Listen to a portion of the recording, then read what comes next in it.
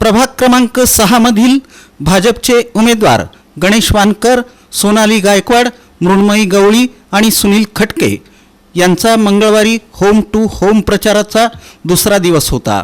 या दरम्यान सकाळच्या सत्रात उमेदवारांनी साठे पाटील वस्ती तसंच थोबडे वस्ती भागातील नागरिकांशी संवाद साधताना गणेश वानकर यांनी नगरसेवक असताना मागील 5 वर्षात या भागात केलेली कामे आणि परिसराचं केलेलं नंदनवन यांच्या आठवणी ताज्या झाल्या।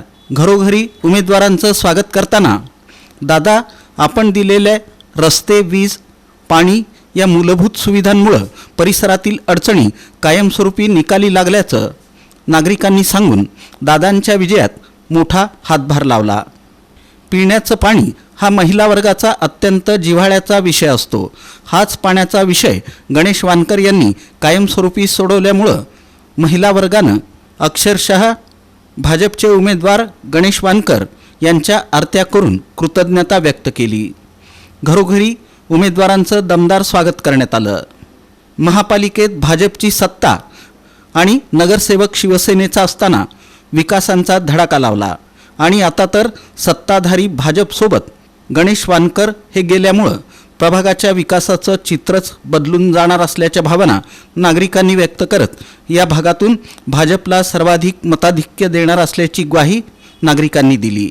थोबडे वस्ती, साठे पाटील वस्तीसह संपूर्ण परिसर भाजप उमेदवारांनी पिंजून काढला।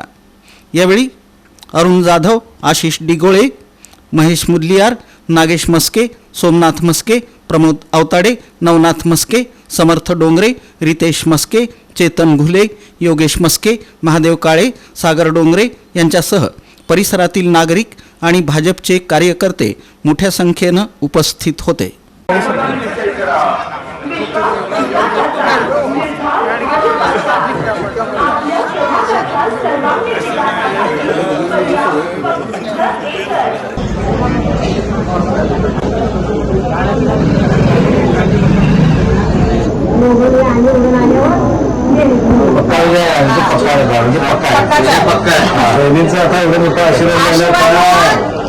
तुम्ही ना पक्षाला जा, तुम्ही येणार कधी येणार।